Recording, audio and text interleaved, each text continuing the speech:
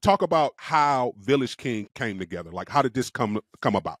Yeah, so man, I think last year, you know, obviously the world was in all different sorts and types, kind of coming out of the pandemic, and really we connected just randomly. We've known each other for years. Obviously, our mutual connection was we both done work with Grits in the past. I mean, that's how I got to Nashville, where I live now, was through Cough and Bone from Grits. Um, and Petty's connection was Bone from Grits as well, just from being down in Jacksonville. So Yeah. we knew each other. We've hung out for years. We've done music together in the past.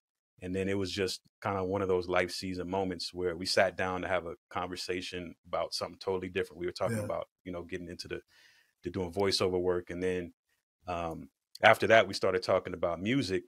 And then we said, man, look, what would happen if we just kind of just got in the same room, Yeah. try to write some songs, and then see what happens from there? And really, it was just kind of something to just kind of shake off the atrophy.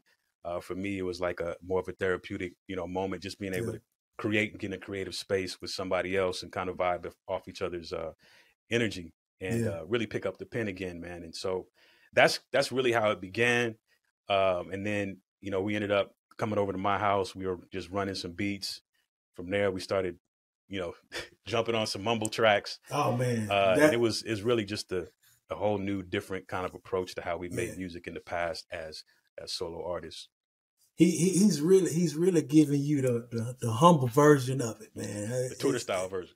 Bro, listen, this brother hit me with the jumper cables, man.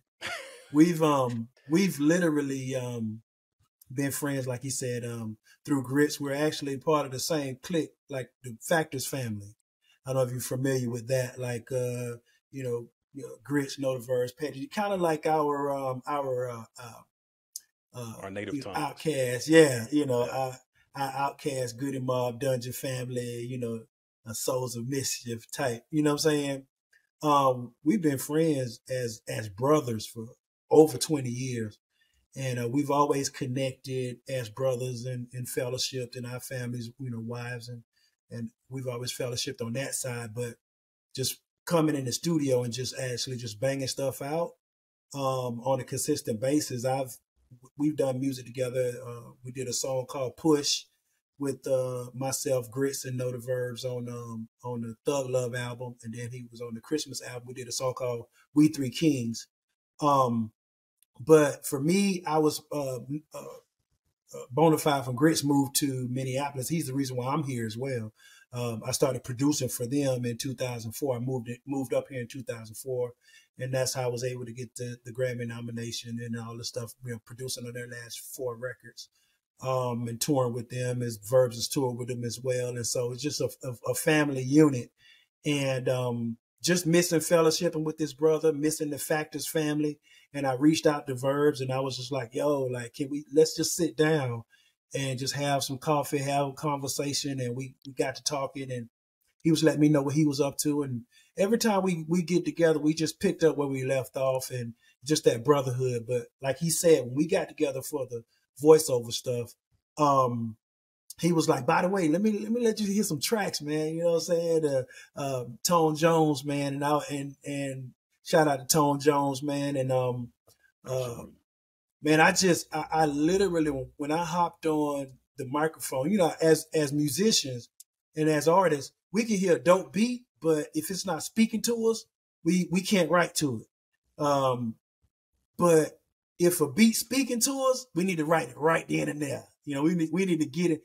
And literally, when he was playing these beats, just the whole moment was just perfect for that.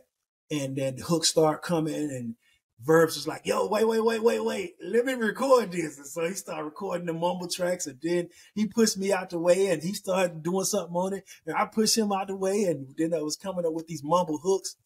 And then I've been saying this to every person that asked me, how did this come about? I literally felt that same feeling I felt when I was 14 years old doing music. And I was like, wow, like I missed this feeling. And we was jumping around, and we listened to the mumble tracks, the example tracks, for about a week, just riding out to it. And then that's when we came together. He was like, yo, we need to do something with this. And but he was like, let's keep it. Only thing I'm asking you is to let's keep it on the low, make sure it happens, because life happens. You know what I'm saying? You get these ideas and then it just fizzle out. And I was like, man, you know what? I agree.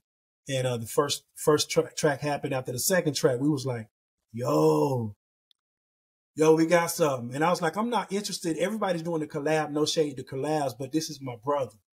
And I was like, yo, I'm not in the collab space. Like, I need this brotherhood. Just like even Jesus sent the disciples out 2 by 2. And it's like at this season of my life, because I've been recording music for TV and film and producing, I've still been doing stuff actively just behind the scenes. But as far as an artist and motivated to go forth in that aspect, he literally hit me with the jumper cables. And I was like, I'm going to do it. Let's do it as a brotherhood. Let's do it as a group.